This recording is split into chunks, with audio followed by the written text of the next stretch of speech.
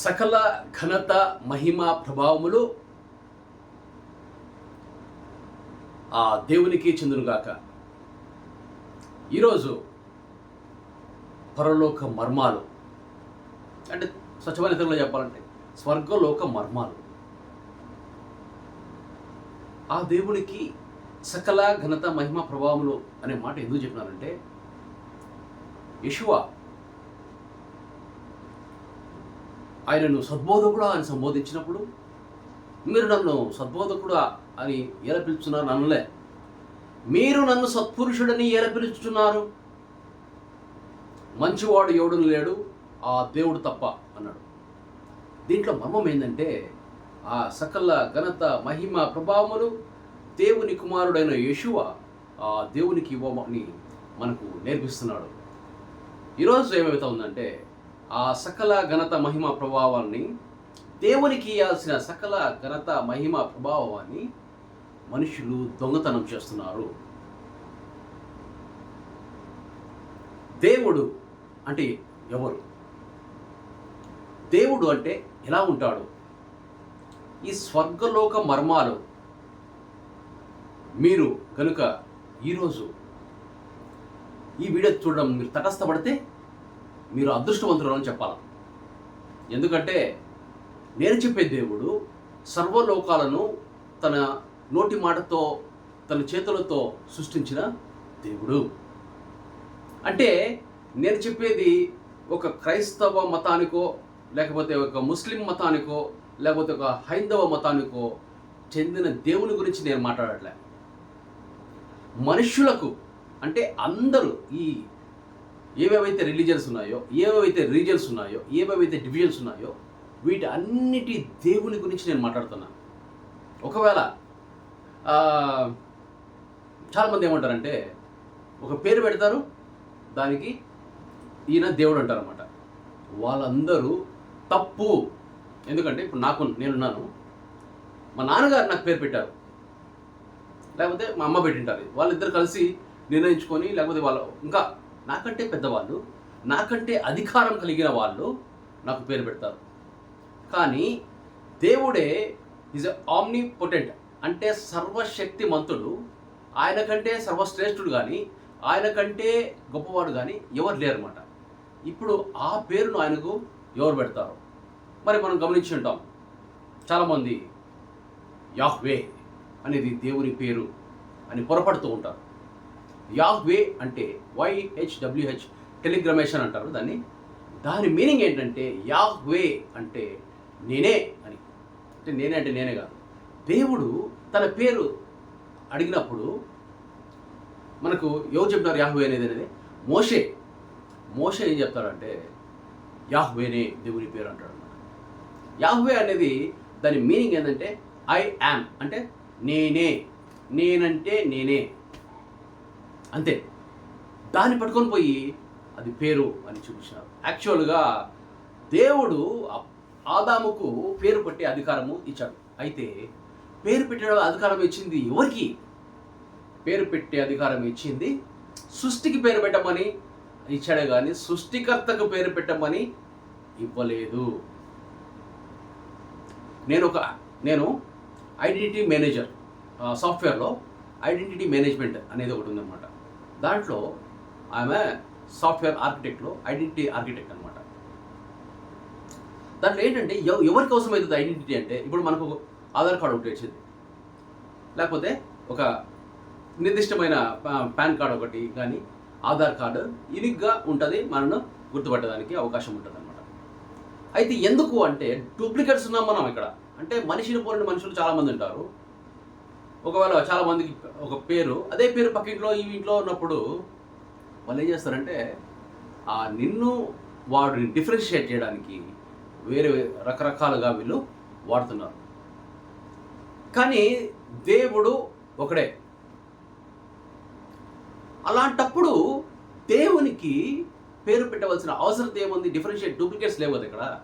Duplicates లేనప్పుడు identity అనేది అవసరం లే. ఇప్పుడు నాకు నాన్న ఒకడే. ఇప్పుడు నేను మా నాన్నను నాన్న అని సంబోధిస్తాను, కానీ నేను నాన్న కానీ కొంతమంది తండ్రి గారు అంటారు, కొంతమంది నాన్నగారు అంటారు, నేను నాన్న అని పిలుస్తాను. కొంతమంది డాడ్ అంటారు. అయితే ఇలా పిలుస్తాను కానీ రాజరత్నం గారు, రాజరత్నమయ్య అని కానీ, రాజరత్నం అని కానీ మనం సంబోధించాం కదా. సంబోధించడం గౌరవం ఉంటుందా? ఎందుకు చెప్తున్నా అంటే, ఎవడైనా మీకు పలానా పేరు దేవుడు అని చెప్పినాడంటే he is trying to do something bad for you. అంటే ఇక్కడ డివిజన్స్ క్రియేట్ చేయాలి, మనుషులలో విభేదాలు భాగాలు సృష్టించాలి. ఎవరు సృష్టిస్తారు మనుషుల్లో విభేదాలు భాగాలు? దేవునికి వ్యతిరేకంగా ఉన్నవాడు. వాడికి ఈ విభేదాలు సృష్టిస్తే వానికి లాభం. ఐక్యత కోల్పోతాము, ఏక మనసు కోల్పోతాము అనే ఉద్దేశంతో వాడు మనలో విభేదాలు సృష్టించాలని ప్రయత్నిస్తాడు. అయితే మొదటి స్వర్గ లోక మర్మం దేవుని చిత్తం. దేవుని చిత్తం ఏంటి, దేవుని చిత్తం ఏంటి అని మీరు ఎవరైనా అడగండి, దేవుని చిత్తం ఏంటో వాళ్ళకు తెలియదు. అయితే దేవుని చిత్తం తెలుసుకోవడం ఎంతవరకు అవసరం అనేది అంటే, దేవుని చిత్తం కానీ తెలియకపోతే మీరు ఎవరైతే పాస్టర్స్ లేకపోతే బిషప్స్ లేకపోతే ఈ పండిట్స్ ఏం పేరు పిలిచి మీరు రెవరెండ్ అది ఇది అని పెట్టి పిలుస్తారో అలాంటి వాళ్ళందరూ లైన్లో నిలబెట్టి, అంటే యేషువ చెప్పిన దాంట్లో మత్తయి 7:21 ఉంటుంది, ప్రభువా ప్రభువా అని నన్ను పిలిచి ప్రతి వారను పరలోకానికి రారు, కానీ నా తండ్రి చిత్తం నెరవేర్చేవారు మాత్రమే పరలోకానికి పోతారు. అంటే వాళ్ళు ఏమంటారు అప్పుడు, ఆ దినమున, ఈ దినమున అంటే సెగ్రిగేషన్ డే, గురుగులు గోధుమలు, మంచి చేపలు చెడ్డ చేపలు డివిజన్ చేసే ఆ దినమున వీళ్ళంతా అంటారంట. అంటే ఇక్కడ మనం పెద్ద పెద్ద పేరు పెట్టుకోవచ్చు, ఇక్కడ నేను పెట్టకూడదు, మీ ఇష్టం, మీకు నచ్చిన దైవ సేవకుని పేరు పెట్టుకోవచ్చు. అక్కడ పెట్టుకొని వాళ్ళు అంటున్నారు, మేము నీ నామమున ఏం చేసినాము, నీ నామమున స్వస్థపరిచితిమి, దెయ్యములను వెలగొట్టితిమి, అది చేస్తేమి, చర్చలు కట్టితిమి, వాళ్ళకి డబ్బులు ఇస్తేమి, వీళ్ళకి చేస్తేమి, అందరికీ భోజనాలు పెడితేమి, పాస్టర్లకి అని రకరకాలుగా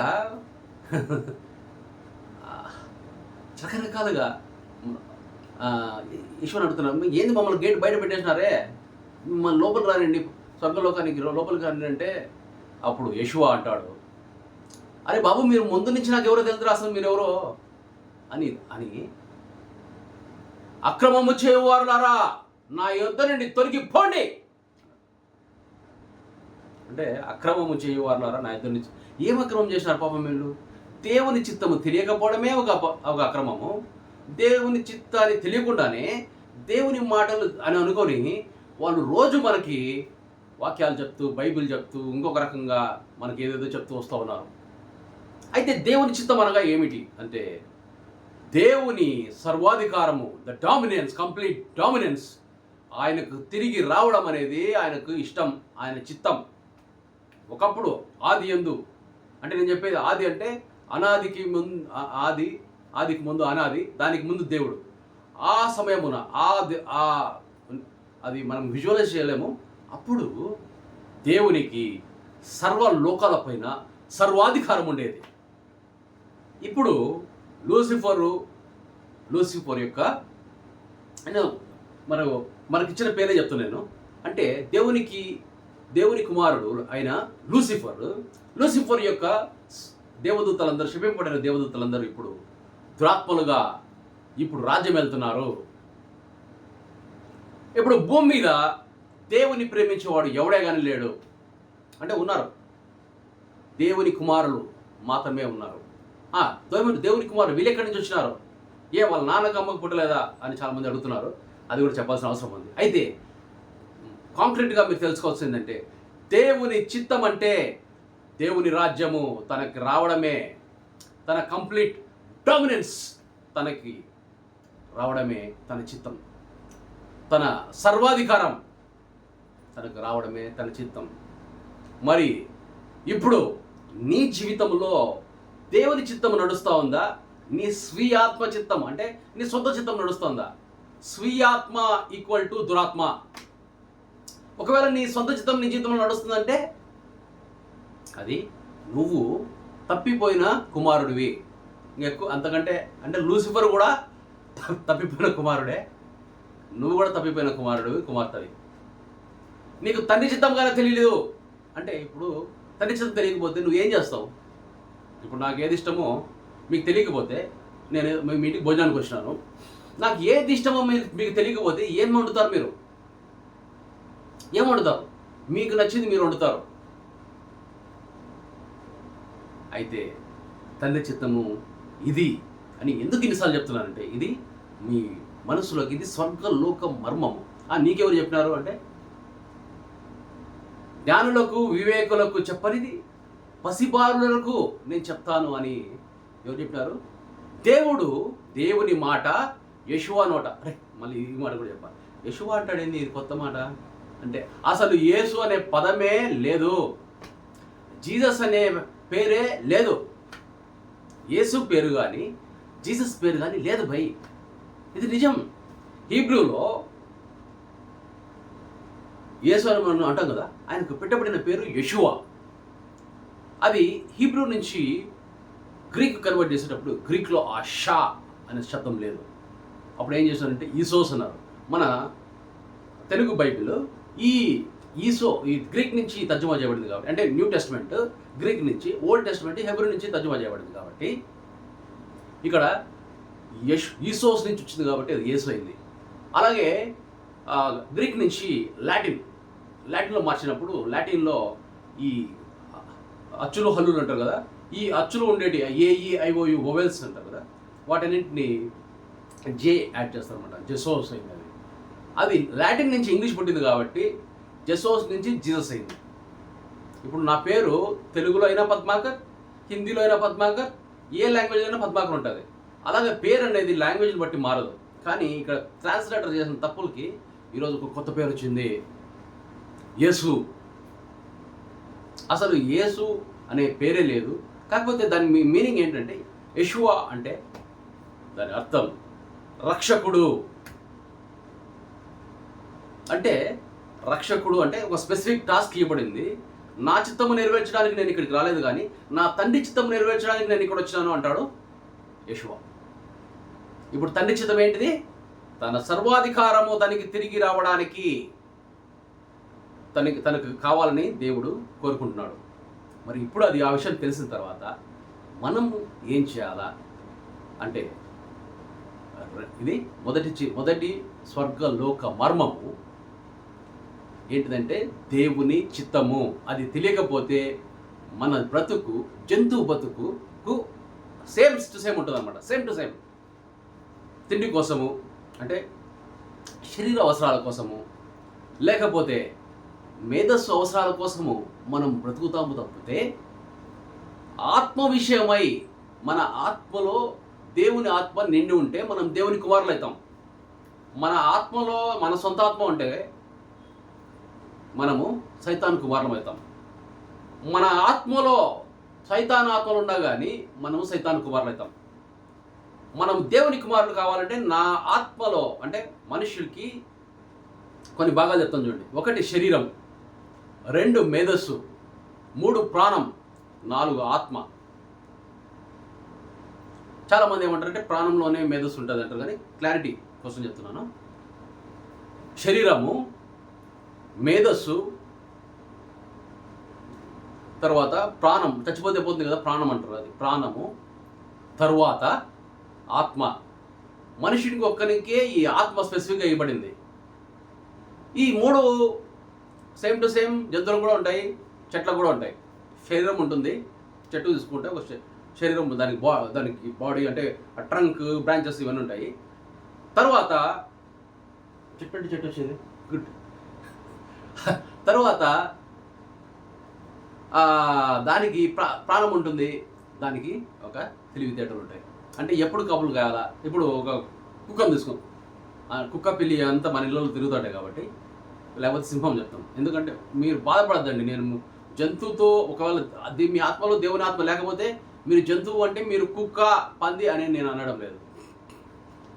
అయితే దాంతోనే సమానం. అంటే మీకు బాగా చెప్పాలంటే, ఇప్పుడు సినిమాలలో టైగర్ కూడా జంతువేరా పిచ్చోడా.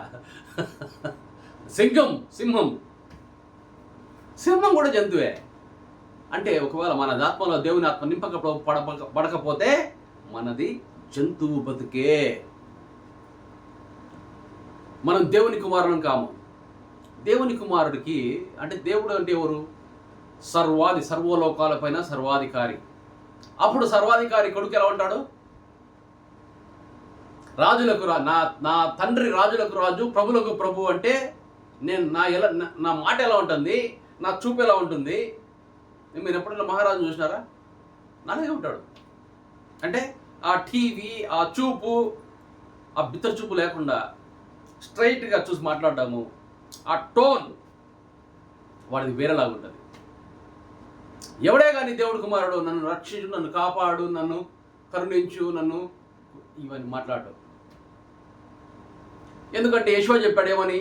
నువ్వే లోకానికి వెలుగై ఉన్నావు, నువ్వు లోకానికి ఉప్పై ఉన్నావు. ఉప్పు ఉప్పమా ఉప్పు, ఆ ఉప్పు. ఇప్పుడు ఎవరు వినడం లేదు కానీ నేను చిన్నగా ఉన్నప్పుడు ఉప్పమ్మా నువ్వు లోకానికి, నువ్వు ఒక వారం రోజులు అసలు ఉప్పు లేకుండా తిని తెలుస్తుంది నీకు ఉప్పు సంగతి ఏందో. సప్పగా ఉంటుంది, అసలు తినబుద్ధి కాదు. ఆరోగ్యానికి చాలా మంచిది అని కొంతమంది చెప్తారు ఉప్పు లేకుండా తింటే. అయితే నువ్వు లోకానికి ఉప్పు అయినావు అంటే అన్ని రుచులు ఉన్నా కానీ కొంచెం ఉప్పు పడకపోతే అసలు అది రుచించదు. నువ్వు లోకానికి వెలుగు అయినావు అంటే ఇప్పుడు లోకం ఏ తీరులో ఉంది? చీకటిమయమైపోయింది. మరి ఎవరు వెలుగు? దేవుని కుమారులే లోకానికి వెలుగు చూపించాలి. ఇప్పుడు నేనేం చేస్తున్నాను? నేను దేవుని వెలుగును చీకటి పైన కమ్ముతున్నాను. చీకటి పైన నేను వచ్చినప్పుడు ఏమవుతుంది? అప్పుడు ఆ చీకటి పారిపోతుంది. అది మొదటి ఉపమానం, మొదటి పరలోక మర్మం ఏంటంటే దేవుని చిత్తం ఏంటంటే తన సర్వాధికారము తనకు తిరిగి రావడము. అది ఎవరు తేవాలా అంటే 2 రకాలుగా జరగచ్చు. ఒకటి, మనిషికి ఇచ్చిన బాధ్యత ఇది. నువ్వు ఈ భూలోకానికి వచ్చినామంటే ఆ దేవుని రాజ్యాన్ని ఆయనకి ఇవ్వడానికి మన ప్రణాళికతో మనం ఇక్కడికి వచ్చినాం, ఇంకా బతికున్నామంటే. ఈ ప్రణాళిక వదిలిపెట్టి నువ్వు ఏ పని చేసినా అది గాడిద పని.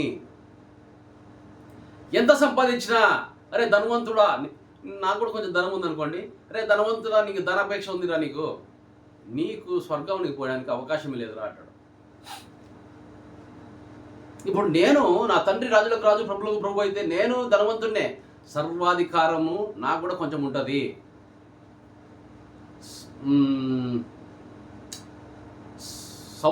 సర్వ సమృద్ధి ఉంటుంది. అంటే ఇప్పుడు మామూలుగా సోపులు ఎన్ని ఉంటాయి? ఒకరి ఇంట్లో ఒక 2-3 ఫ్లేవర్లు పెట్టుకుంటారు. నాకు 30 ఫ్లేవర్లు ఉన్నాయి. ఫేస్ వాష్ ఎన్ని ఉంటాయి? 7 ఉన్నాయి. ఎందుకు చెప్తున్నా అంటే, ఎందుకు ఈ అవసరమా నీకు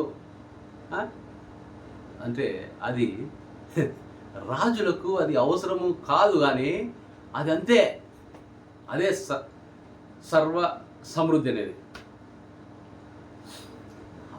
ఎందుకు నేను చెప్తానంటే, ఇంకొకటి చెప్తాను నా గురించి నేను ఎక్కువ చెప్పుకోకూడదు. ఎందుకంటే లూసిఫర్ గాడు తనను హెచ్చించుకోవాలన్నప్పుడు అక్కడి నుంచి ఒక తను అన్నాడు. లూసిఫర్ క్యారెక్టర్ గురించి మీకు చెప్పాలా? లూసిఫర్ కూడా ఎవడో కాదు, లూసిఫర్ కూడా దేవుని కుమారుడే, దేవుని సృష్టే. యెషూవ కూడా దేవుని సృష్టే, దేవుని కుమారుడే, మొదటి కుమారుడు. లూసిఫర్ కూడా దేవుని సృష్టే, దేవుని కుమారుడే. అక్కడికి వద్దాం, ఆ మర్మానికి తర్వాత లాస్ట్లో వద్దాం. అయితే ఇప్పుడు ఏమైపోతుందంటే, దేవుని చిత్తం మనకి ఇప్పుడు తెలిసింది. మరి మనం ఇక్కడికి ఎందుకు పంపబడినాము? ఈ భూమి మీద ఎందుకు బతికి ఉన్నాం అంటే, నీవు దేవునికి నుంచి తప్పిపోయిన ఇప్పుడు మనుషులు ఉండేదంతా 2 టైప్సే. ఆడ మగాన్ని పక్కన పెట్టేస్తే ఆ కుమారుడు అంటే లేడీస్ని కుమార్తెగా తెలుసుకోండి. మళ్ళీ నేను సపరేట్గా చెప్పాల్సిన అవసరం. ఇప్పుడు ఉండేది రెండే జాతులు. ఒకటి వచ్చి దేవుని కుమారుడు, ఇంకొకటి వచ్చేసి తప్పిపోయిన దేవుని కుమారుడు. ఒకరు వచ్చేసి యెషూవను పోలి ఉంటారు, అంటే యేసును పోలి ఉంటారు. ఇంకొకరు వచ్చి లూసిఫర్ను పోలి ఉంటారు. అర్థమైందా? ఉండేది జాతులు. ఒక జాతి వచ్చి దేవుని కుమారులు, ఇంకొక జాతి వచ్చి లూసిఫర్ కుమారులు. ఇప్పుడు భూమిలో లూసిఫర్ కుమారుల శాతం ఎక్కువ ఉంది, చాలా, అంటే 95% కంటే ఎక్కువ ఉందంట. నీకో చెప్పినారు అని మాత్రం అడగద్దండి. దేవునితో కమ్యూనికేషన్ అంటేనే ప్రార్థన. అంటే నేను ఆయనతో మాట్లాడము, ఆయన నాతో మాట్లాడము. కొన్ని మర్మాలు చెప్తే మీకు అర్థమవుతుంది పర్లకు. ఇప్పుడు రెండో మర్మం ఏంటంటే, నువ్వు ఎందుకు పంపబడినావు అంటే, నువ్వు నూరంతలుగా ఫలించాలా. ఎవరిని పోలి, ఎవరిని పోల్చుకోవాలి మనం? నేను ఫలించాలా. సరే, ఇప్పుడు ఒక చెట్టు, మామిడి చెట్టు వేసినాము, మామిడి పండ్లు కాస్తాయి. మామిడి పండు వేస్తే మామిడి పండు చెట్టుకు మామిడి పండ్లు కాస్తాయి. ఇప్పుడు వేసిన విత్తనం ఎవరు అంటే, విత్తనం అంటే ఈ శిష్యులకు అర్థం కాదు. ఏంది ఇది కథ అని అడిగినప్పుడు, మీరు చెప్పింది ఏంది? ఉపమానాలు చెప్తున్నారు, మాకేం అర్థం కావడం లేదు. ఉపమానాలు ఎందుకు చెప్తున్నారు మీరు? ఉపమానం కాదు. ఉపమానం అంటే పారబుల్, అంటే ఒక చిన్న కథ, పిట్ట కథలు ఎందుకు చెప్తున్నారు మీరు అని అంటే, ఉపమానాలలో పరలోక మర్మాలు దాగి ఉన్నాయి, స్వర్గలోక మర్మాలు దాగి ఉన్నాయి. అది చదివినా కానీ మీకు అర్థం కాదు, అది చూసినా కానీ మీరు చూడలేరు, అది విన్నా కానీ మీరు గ్రహింపరు అని అంటాడు యెషూవ. అంటే అది అందుకే ఈ స్విచ్ అనేది ఒక దేవుని కుమారుడే ఇంకొక తప్పిపోయిన దేవుని కుమారుడు స్విచ్ చేస్తే వాడు ఈ పక్కకు వస్తాడు. అదే ఇప్పుడు జరుగుతూ ఉంది. ఇప్పుడు మనం అనుకుంటాం, నేను కూడా దేవుని కుమారుని, ఎవరు నువ్వు అంటే నేను దేవుని బిడ్డ అంట. మరి నీకు దేవుని బిడ్డ అయితే నీకు ఏం పోలిక ఉందా? ఒకటి చెప్పు. యెషూవ ఏం చెప్పినాడు? నీ తండ్రి అయిన దేవుడిని పూర్ణ మనస్సుతో, పూర్ణ హృదయముతో, పూర్ణ ఆత్మతో, పూర్ణ వివేకముతో ప్రేమించుము అన్నాడు. నువ్వెవరిని ప్రేమిస్తున్నావు? నిన్ను వాళ్ళే నీ పొరుగువాన్ని ప్రేమించున్నారు. నువ్వు ఎప్పుడైనా పని చేసినావా? నీ పక్కింటి వాళ్ళతో ఎప్పుడన్నా ప్రేమగా మాట్లాడినావా? నీ తమ్ముడితో ఎప్పుడన్నా నువ్వు ప్రేమగా మాట్లాడినావా? నీ శత్రువుని ప్రేమించమంటే, అరే నీ తమ్ముడితో నువ్వు ప్రేమించకపోతే, నీ చెల్లెలతో నువ్వు ప్రేమగా ఉండకపోతే ఇంకెక్కడిది?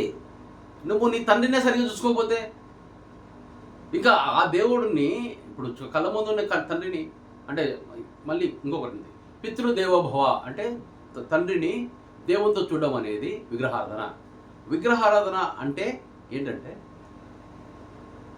ఆత్మీయ వ్యభిచారం అంటారు దాన్ని. వ్యభిచారం ఇంకా అర్థం చెప్తాను నేను, చాలామంది ఈజీగా అర్థమైంది. నిర్దిష్టమైన మనిషితో నువ్వు సంభోగం చేసుకోవచ్చని మనం సర్టిఫై చేస్తాం. వాళ్ళతో చేసుకుంటే నీకు ఏం ప్రాబ్లం లే. అంటే ఇప్పుడు పెళ్లి చేస్తాము, భారత ఏమంటుందని మూస పద్ధతి ప్రకారము పెళ్లి చేస్తాము, స్టీరియో టైప్స్ అన్నమాట. పెళ్లి చేసిన తర్వాత వాళ్ళు సంభవం చేసుకోవచ్చు, సెక్స్ చేసుకోవచ్చు, నో ప్రాబ్లం, ఎవరికి ఇబ్బంది లేదు. ఇప్పుడు గవర్నమెంట్ ఏం చెప్పిందంటే, మీరు మేజర్లు అయితే మీరు సావంటారు, మా దగ్గర రాకండి, మీరు ఇద్దరు ఒప్పుకొని చేసుకోండి, ఓకే అంటున్నారు.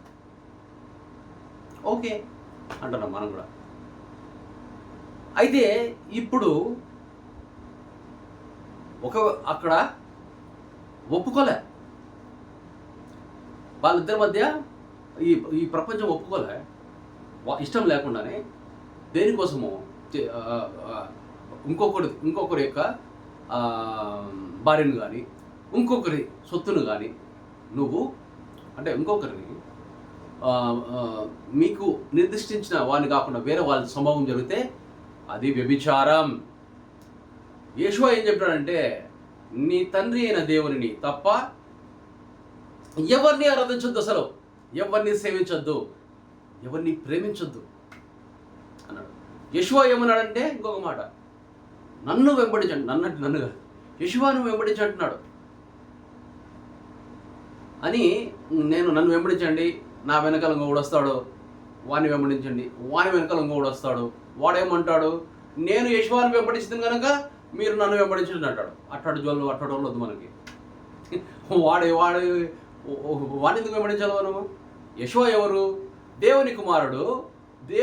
దేవుడి కుడిపార్శ్వమున కూర్చొని అక్కడ దేవుడు ఏ విషయాలైతే ఆయన చెప్పినాడో, ఏ విషయాలైతే మనకు చెప్పమన్నాడో అవి మాత్రమే చెప్పడానికి వచ్చిన నిర్దిష్టమైన ప్లాన్ ప్రకారం వచ్చిన మొదటి కుమారుడు యెషూవ. నువ్వు ఆయన చెప్పింది కాకుండా నేను ఇంకొకటి కథ వింటాను అంటే కథ చెబుతాను కొడతావా ఉలిక్కి పడతావా. ఆ కథలన్నీ వింటే ఎందుకు చెప్తారు ఇప్పుడు యెషూవా. ఇప్పుడు నేను మా నాన్న గురించి నేను ఎక్కువసేపు నాన్నతో నేను సమయం గడిపినా అనుకోండి. ఫర్ ఎగ్జాంపుల్ నేను చెప్పేది కరెక్ట్గా ఉంటుందా? మా దగ్గర ఒకడు పన్నెండు కొన్ని రోజులు పనిచేసి వెళ్ళిపోయాడు, వాడు చెప్పేది కరెక్ట్ ఉంటాడా? వాడు అసలు వాడు అసలు మా నాన్నతోనే లేడు.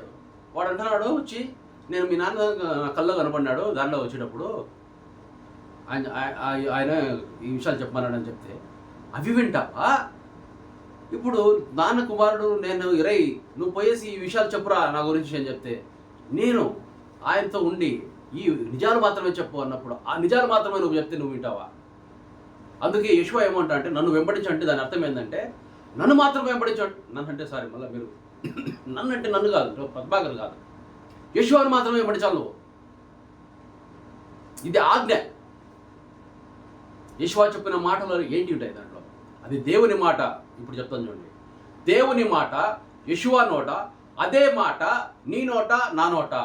మళ్ళీ చెప్తాను చూడండి, దేవుని మాట యెషూవా నోట, అదే మాట నీ నోట నా నోట.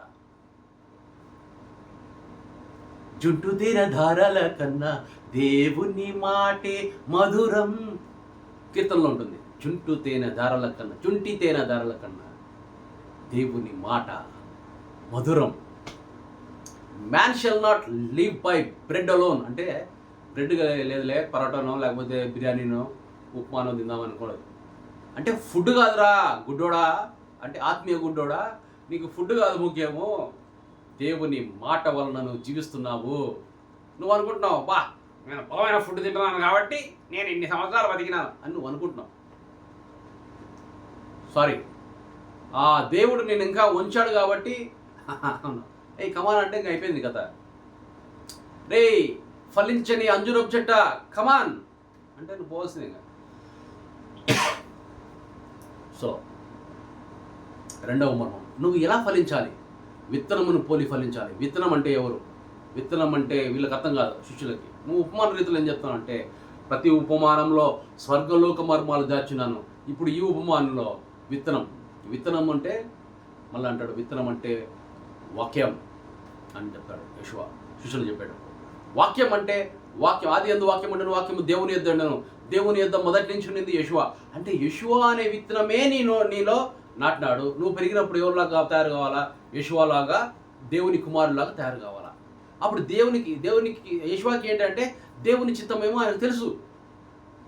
ఇప్పుడు నీకు కూడా చెప్పినా నేను దేవుని చిత్తం ఏంటిదో. ఇప్పుడు నువ్వేం చేయాలి? ఆ దేవుని చిత్తము నెరవేర్చాలి. యెషూవా ఏంటి? దేవుని ఆత్మతో నింపబడిన వ్యక్తి యెషూవా. నువ్వేమై ఉండాలి? నీ ఆత్మలో దేవుని ఆత్మ నింపబడి ఉండాలి. ఇది మర్మం. మళ్ళీ ఏమన్నాడు? ఎలా ఫలించాలి? 30 అంతలు, 60 అంతలు, 100 అంతలు.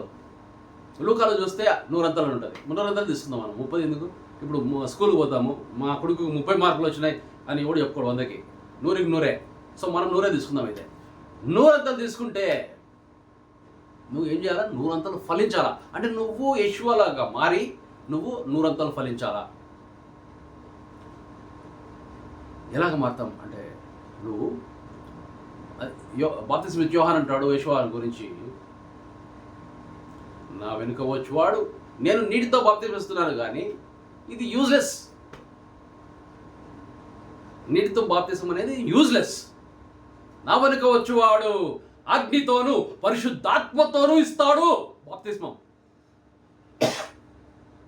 అంటే ఇక్కడ ఉండే ఆ దురాత్మల సమూహాన్ని అంతా అగ్నితో కాల్చేసి పరిశుద్ధాత్మ నింపుతాడు. అంతే కథ. అది నిజమైన బాప్తిస్మం. నువ్వు ఊరికి నీళ్ళలో మునిగినానంటే అయిపోయాయి. నువ్వు 2-3 రోజులు కొంచెం అందరి ముందు మునిగింటావు కాబట్టి 2-3 రోజులు చాలా సివియర్గా ఇది ఉంటారు. ముఖ్యంగా వేరే మతాల నుంచి వచ్చిన వాళ్ళు కొత్తగా వచ్చినారు కాబట్టి చాలా నిష్టగా ఉంటారు. యోహాను కూడా చాలా నిష్టగా ఉన్నవాడు.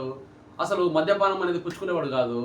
తర్వాత ఆయన తినేది మిడతలు, ఒంటి చర్మం కట్టుకొని ఉన్నాడు, తేనె తాగేవాడు అంతే. శ్రీస్తంగత్యము ఎరిగినవాడు కాదు. అయితే యెషూవా అంటాడు, బాప్తిస్మం ఇచ్చే యోహాను స్త్రీలో కన్న వాళ్ళలో అందరికంటే అధికుడు కానీ పరలోకంలో అత్యల్పుడు కంటే తక్కువ అన్నాడు ఆ రోజున. ఇప్పుడు నేను నిష్టగా ఉన్నాను, నేను 40 days ఫాస్టింగ్ చేస్తాను, నేను రోజుకు 5 సార్లు ప్రార్థన చేస్తాను, నేను చెప్పేది చేస్తాను అంటే నువ్వు ఇట్లా చెప్పేది చేసేది అయితే నువ్వు ఎవరు? నేను ముక్కుతేనే నాకు వస్తుంది అంటే ఏంటి? అది కాన్స్టిపేషన్ అంటారు దాన్ని. అది సాధారణంగా అలా జరిగిపోవాలి అని. నేను ముక్కుతేనే పరలోకానికి పోతానంటే నువ్వు అత్యల్పుడివి, నువ్వు బానిసవి, నువ్వు తప్పిపోయినా దేవుని కుమారునివి. వారి నీది పోకడ ఎలా ఉండాలా, నీ దారి ఎలా ఉండాలంటే ఎలా ఉండాలి? నీ స్వీయ ఆత్మ కాకుండా దేవుని చిత్తం నెరవేర్చినప్పుడు అంటే నువ్వు 100 ఫలించాలా, నువ్వు 100 మందిని తయారు చేయాలి. ఎట్లాంటి వాళ్ళని? నువ్వు అసలు విత్తనం ఎలాగ అవుతుంది అనేది ఎవరికైనా తెలిసి ఉంటుంది. అది విత్తనం చచ్చిపోవాలా, చచ్చిపోయిన తర్వాత అది మొలకెత్తుంది, జర్మినేషన్ అంటారు దాన్ని. జర్మినేట్ అయిన తర్వాత గ్రో అవుతుంది. గ్రో అయిన తర్వాత ఈ విత్తనాన్ని, ఏదైతే విత్తనం ఉందో ఆ విత్తనాన్ని అది మల్టిప్లై చేసి మనకి ఇస్తుంది.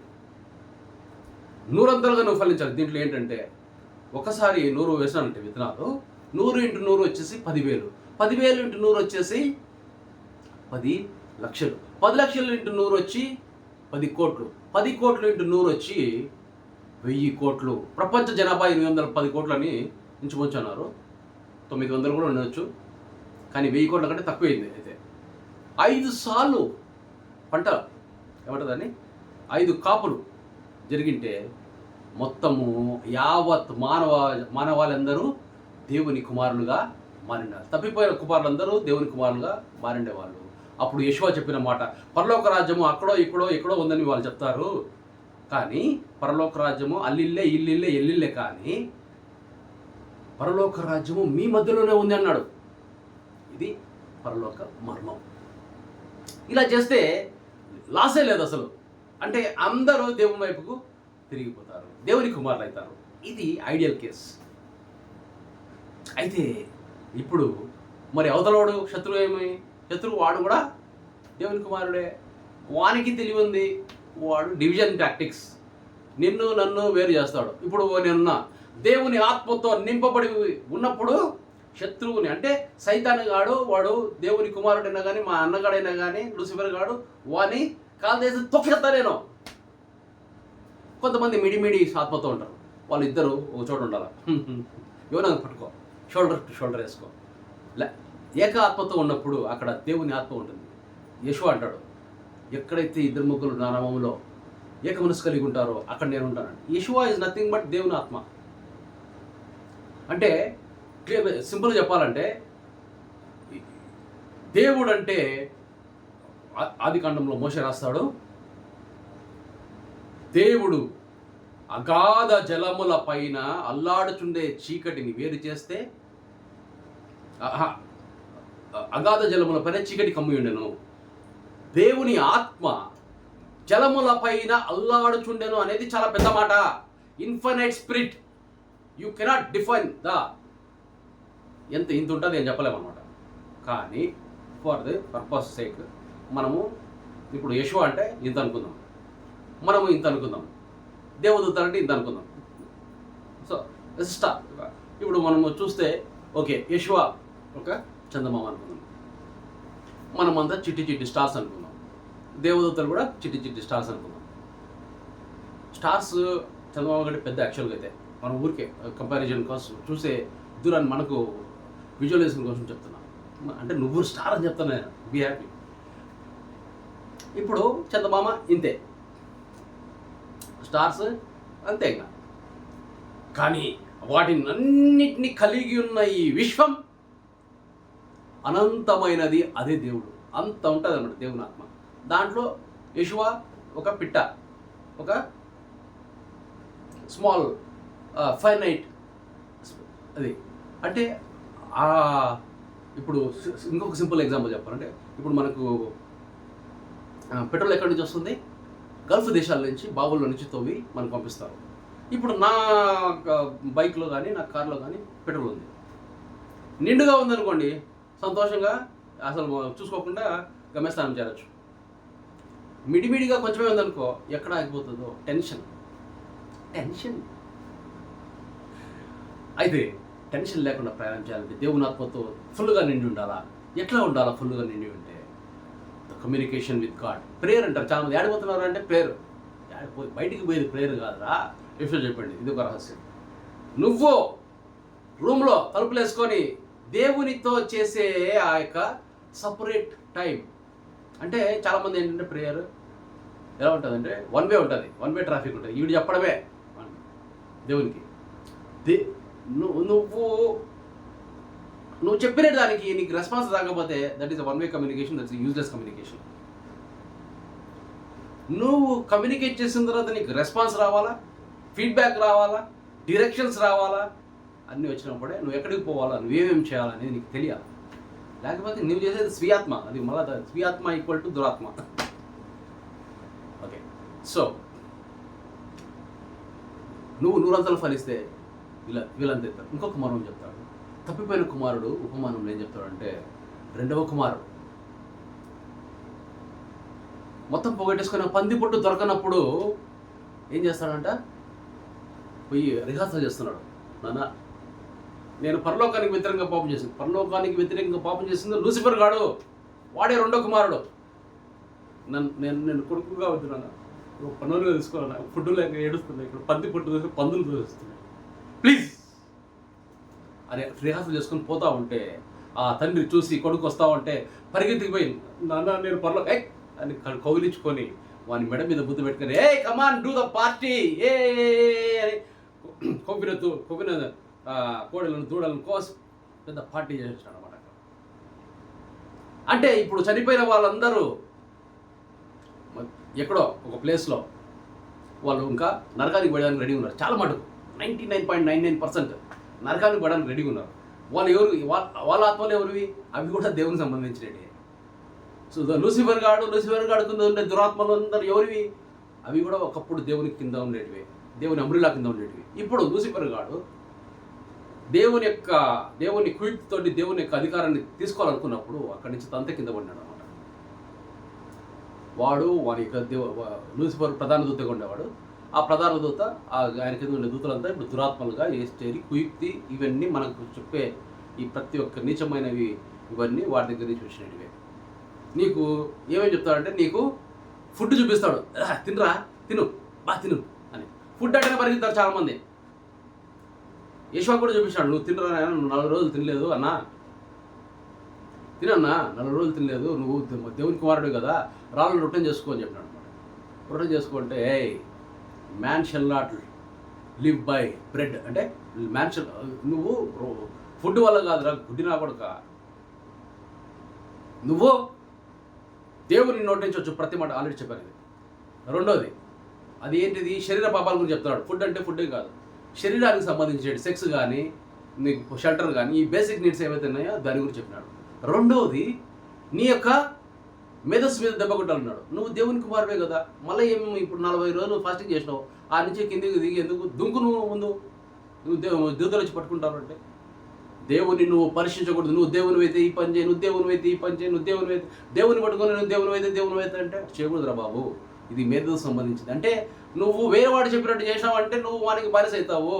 నువ్వు నీ మేధస్సు వేరేవాడు చెప్పినట్టు చేసేది కాదు, వేరే వాడిని చూసి వాడిలా కాపీ కొట్టాలని కాదు. నీ పని నువ్వు చేయి, నీ మేధస్సు నీదే. మూడవ శోధన ఏమంటాడంటే, పైకి తీసుకెళ్తాడు. కొంతసేపులోనే మొత్తం ఈ భూప్రపంచం యొక్క వైశాల్యము, విడ్డూరము, అని ఇదంతా చూపించేసి, ఈ భూలోకం మీద నాకు అధికారం ఇవ్వబడింది, నా కాళ్ళకు మొక్కు అంటున్నాడు యెషువాని. ఎవరు? రెండో కుమారుడు. నా కాళ్ళకు మొక్కురా. ఎవరు? రెండో కుమారుడు లూసిఫరు యెషువాని. నా కాళ్ళకు మొక్కు, ఇదంతా నీకు ఇచ్చేస్తా, దీని అధికారం అంతా నీకు ఇస్తా అంటే, హే సైతానా పో, నీ తండ్రి అయిన దేవుని తప్ప ఎవరిని ఆరాధించొద్దు, ఎవరిని సేవించొద్దు అని రాయబడింది కదా, తెలీదా? అంటారే వాడు పరిగి. అప్పుడు దేవదూతలు వచ్చి దేవునికి పరిచయం చేసి ఇంకొక ఉపమానం చెప్తున్నాను. నువ్వు దేవుని ఆత్మతో నింపబడినప్పుడు, అంటే ఆవగింజ చిన్నదైనప్పటికీ అది నాటపడి అది 12 అడుగులు అవుతాయంట. 12 అడుగులు అయితే ఆ కొమ్మల కింద ఆకాశ పక్షులు వచ్చి నివాసం ఉంటాయని ఉపమానంలో ఆకాశ పక్షులు ఏమంటే ఈ దేవదూతలు పరిచయం చేస్తారు నీకు వచ్చి. నువ్వు ఆత్మతో నింపబడి చూడు, నీకు దేవదూతలు వచ్చి పరిచయం చేస్తారు. వాక్యం చెప్పేది వాళ్ళే చెప్తారు, స్వస్థత చేసేది వాళ్ళే చేస్తారు. నువ్వు అడుగు పెట్టాలంతే. ఇప్పుడు ఏమైతుందంటే అడుగు పెట్టడంలో మనిషి అనేవాడు దేవుని ఆత్మతో నింపబడి ఆడే ఉంటాడు. అందరూ అడిగే రావాలంటారు. You are the walking Bible, you are the walking church కట్టుకుంటాడు. సండే మాత్రం చర్చ్ పెట్టుకుంటాడు. దేనికంటే కానుక. దేవునికి డబ్బులు ఇవ్వాలి మీరు 10%. ఎవడు చెప్పాడు నీకు దేవునికి డబ్బులు ఇవ్వాలని చెప్పి? ఇప్పుడు దేవుడికి డబ్బులు లేకపోతే నువ్వు ఇస్తావు. మామూలుగా నీళ్ళుతో ఇప్పుడు పెద్ద జగ్గులో నుంచి చిన్నగా కప్స్లో కానీ దాంట్లో కానీ పోస్తాం. ఎందుకు? ఇక్కడ లేదు కాబట్టి ఇక్కడి నుంచి పోస్తాం. ఇక్కడ నిండుగా ఉండి ఆయనే. ఇప్పుడు నేను నా దేవుడు నీకు ఎంత కావాలో చూసి చెక్ చేసుకొని నీ మొహాన్ని పడుతున్నాము. ఇప్పుడు నువ్వు మాకే డబ్బులు ఇస్తావా? నువ్వు ఇచ్చే డబ్బులు ఎవరికో పోతున్నాయి రా, వాళ్ళు ఎంజాయ్ చేస్తారు. నువ్వు దేవునికి ఇవ్వడంలే. దేవునికి నువ్వు ఇవ్వాల్సిందే నీ ఆత్మను. నీ హృదయాన్ని తెలిసి ఆయన ఆత్మను నువ్వు ఆహ్వానించినప్పుడు ఎప్పుడైతుంది ఇది జర్మినేషన్? ఎప్పుడైతుందంటే నీ అహం 0 కావాలా, నీ మేధస్సు 0 కావాలి. నువ్వు చిన్నపిల్లలుగా మారితేనే కానీ నువ్వు పరలోకానికి ప్రవహించవు అనే దానికి అర్థం. అంటే చిన్నపిల్లలకి ఏది అహం ఉండదు, కోపం ఉండదు, భయం ఉండదు, దుఃఖం ఉండదు, ఏముండదు. వానికి బట్టలు తీసి మొడ్డి క్లీన్ చేస్తారు కానీ సైలెంట్ సిగ్గేం ఉండదు వానికి. అలా నువ్వు మారాలా. నువ్వు మారినప్పుడు అప్పుడు దేవుని ఆత్మను చిగురిస్తుంది. చిగురించినప్పుడు అది పెద్దగా అయిన తర్వాత ఆకాశ పక్షులు అంటే దేవదూతలు వచ్చి నీకు పరిచయం చేస్తారు. లేకపోతే నీకు ఎవడు చెప్తాడు మర్మాలు? ఇప్పుడు నాకు ఎవడు చెప్పినాడు మర్మాలు? అప్పుడు ఏం చేస్తాడంటే నీకు దేవుని మర్మాలు తెలియకపోతే దుష్టుడు వచ్చి నిన్ను పక్కదారి పట్టిస్తాడు. ఇప్పుడు ఈ ఉపమానంలో ఇవన్నీ ఒక ఎత్తు అయితే, ఒకవేళ మనుష్యుడు ఆ నిర్దిష్ట సమయంలో అందరినీ దేవుని వైపుకు తిప్పకపోతే, అంటే ఈ దేవుని కుమారులు, ఇప్పుడు నేనున్నా దేవుని కుమారులు, కొంతమంది దేవుని కుమారులు ఉన్నారు. ఈ దేవుని కుమారులు వందగా పెరిగి యెషువాలాగా మారి 100 మంది యెషువాలను తయారు చేసి అందరు దేవుని కుమారులు తయారు చేసి దేవుని వైపు తిప్పకపోతే వచ్చేది డివిజన్. అంటే అప్పుడు దేవుడు చెప్తాడు నా చిత్తము జరుగును కాక అంటాడు ఫైనల్గా. అప్పుడు ఏమవుతుంది? దేవునికి వ్యతిరేకంగా ఉన్న తప్పిపోయిన కుమారులందరూ నిత్యనాశనానికి పోతారు. ఇక మిగిలి ఉండే వాళ్ళు అప్పుడు మళ్ళీ కంప్లీట్ డామినెన్స్ ఉంటుంది. అంటే మనకిచ్చిన బాధ్యత మనం చేస్తే there is no loss of spirits. అది దేవుడే చేయొచ్చు కదా. ఇప్పుడు మనలో ఉండి దేవుని ఆత్మ మనలో చేస్తే ఏమంటే మనము దెర్ ఇస్ నో లాస్. దేవుడే నా రాజ్యం వచ్చుగా కంటే వచ్చేస్తుంది. ఇప్పుడు దేవునికి దూరంగా తిరుగుతున్న మీరందరూ చాలామంది నిత్య నరకానికి వెళ్తారు. మీ ఆత్మ అది కూడా దేవుని ఆత్మ. లూసిఫర్ కానీ కూడా ఎందుకు దేవుడు తీసుకోవాలా అంటే అది వాడు కూడా ఒక కొడుకే.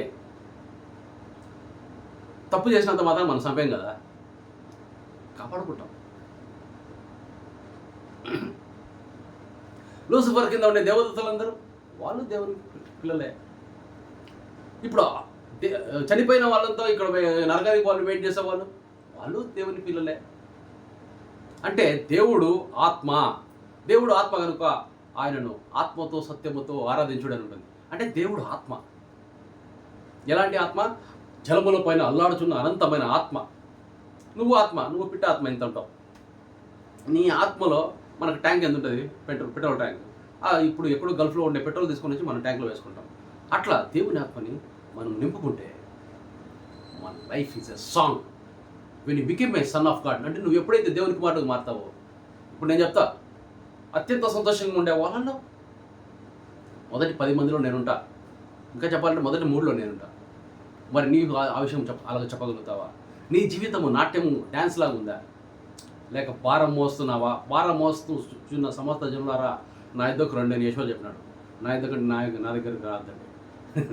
Don't follow me but follow Yeshua. ఎందుకంటే యెషువా దేవుని మాట, యెషువా నోట అదే మాట, నా నోట నీ నోట. నేను మిమ్మల్ని ఒంటరిగా వదిలిపెట్టి వెళ్ళడం లేదు, కానీ మీకు ఆదరణకర్తను ఇస్తున్నాను. అతను మీతో ఉంటాడు, మీలో ఉంటాడు, మీకు అన్ని నేర్పిస్తాడు. మీతో ఉంటాడు, మనలో ఉంటాడు, మనకు అన్ని నేర్పిస్తాడు. ఇప్పుడు దేవుని యొక్క దేవదూతలే మనలో ఉంటే మన కమ్యూనికేషన్ ఎంతసేపు పడుతుంది దేవునికి? నీకు రెస్పాన్సే రావడం లేదా? అందుకే నువ్వు భారం మోస్తున్నావు. ఆ పిల్లల చదువులు ఏమైపోతున్నాయి, అబ్బా రాజకీయ పరిస్థితి ఇట్లుంది, అబ్బా అబ్బా అబ్బా.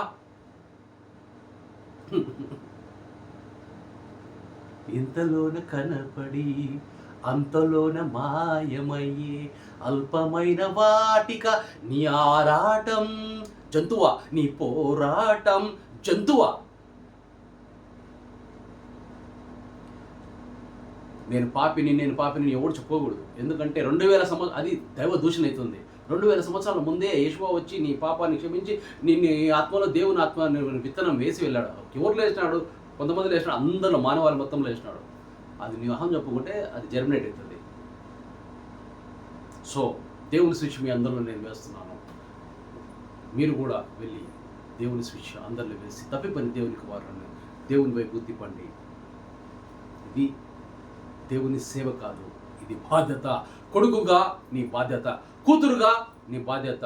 ఇప్పుడు చెప్పండి, దేవుడు నా తండ్రి, దేవుడు నా తండ్రి, నేను దేవుని కుమార్తెను, నేను దేవుని కుమారుణ్ణి అని చెప్పాలి. మీరు ఆడవాళ్ళు అయితే కుమార్తె చెప్పాలి, మగవాళ్ళు అయితే నేను దేవుని కుమారుణ్ణి, దేవుని ఆత్మ నాలో నివసిస్తున్నది, దేవుని ఆత్మ నా కుడి వైపున ఉంది, దేవుని ఆత్మ నా ఎడమ వైపు ఉంది, దేవుని ఆత్మ నా తలపైన ఉంది, దేవుడు నా తలపైన ఉన్నాడు, దేవుడు నన్ను ఎత్తి పట్టుకున్నాడు, దేవుడు నన్ను వెనక నుంచి ముందుకు నడిపిస్తున్నాడు, ముందు నుండి దారి చూపిస్తున్నాడు. అంటే లోపల లెఫ్ట్ రైట్ వెనక ముందు పైన కింద మొత్తం 7 సంపూర్ణం. You are completely filled with God's presence wherever you go. ఇది కాకుండా నువ్వు ఎంత పని చేసినా కానీ అది గాడిద పనే, ఎంత చేసినా కానీ అది జంతువు జీవితమే. నువ్వు జంతువు కాబట్టి జంతువుగా చచ్చిపోతే నువ్వు మనుషులు కాదు. అందుకే ఏసైనా తను ఏం చెప్పుకుంటే నేను మనిషి కుమారుని అని చెప్పుకుంటాడు ఆయన. ఇదేంద్రా బెన్ ఆదాం అని అంటారు అనమాట హీబ్రూలో. బెన్ ఆదాం ఈయనెందుకు రా ఇట్లా అంటే మనిషి కుమారుడు అంటే ఏం చెప్తున్నాడు, తను ఎందుకు తగ్గించుకుంటున్నాడు ఆయన అని అనుకుంటే, నిజంగా ఆయన దేవుని ఆత్మతో ఉన్నాడు కాబట్టి, దేవుని ఆత్మతో నింపబడినాడు కాబట్టి ఆయన మనిషి కుమారుడు. మనం నింపబడి లేము. ఎవరైతే నింపబడి లేరో వాళ్ళు జంతువు కుమారుడు. ఈ ఆత్మ సంబంధం అనేది నీకు అవగాహన లేకపోతే నువ్వు జంతువే. నువ్వు బతికిందే నువ్వు దేనికోసం బతుకుతున్నావు? నీ ఫుడ్ కోసము, నీ యొక్క అహం సాటిస్ఫై కావడానికి కోసము, నీ మేధస్సును పెంచుకోవడానికి కోసము, కుయుక్తి కోసము వాని రాజ్యాన్ని నువ్వు తీసుకొని నీ రాజ్యాన్ని వానికి ఇచ్చి వాడి ఇది అది చేసి ఏందో చేసి మ్యాజిక్ చేసి బలాన్ని సంపాదించుకొని ఇక్కడే ఉంటామంటే మనం లీస్కి వేసి లాస్ట్లో పూర్తి చేస్తారు. అసలు మన పేరు కూడా మనకు పెట్టరు, మనం శవం రా అంటారు అంతే. సో నువ్వు ఆత్మీయంగా నువ్వు దేవుని వైపు తిరగకపోయి దేవుని కుమారుడు కాకపోతే నీ జీవితము జంతువు జీవితము. సో జంతువుగా ఉన్న నువ్వు మనిషిగా ఎప్పుడు మారతావు? ఈరోజు దేవుని స్విచ్ మీద వేస్తున్నాను. మీరు ఆహ్వానించండి. దేవా, ఇన్ని రోజులు నాకు మీ చిత్తం తెలియదు, మీ చిత్తం ఇదా? మీ చిత్తము ఏంటిది? మీ చిత్తము మీ సర్వాధికారం తీసుకురావడం నాకు బాధ్యతకి ఇచ్చారా? నాకు తెలిసింది. ఈరోజు నేను చేస్తాను నాన్న. I'm open. నన్ను మనిషిగా మార్చినందుకు స్తోత్రం. దేవునికే సకల ఘనత మహిమ ప్రభావములు చెందునుగాక.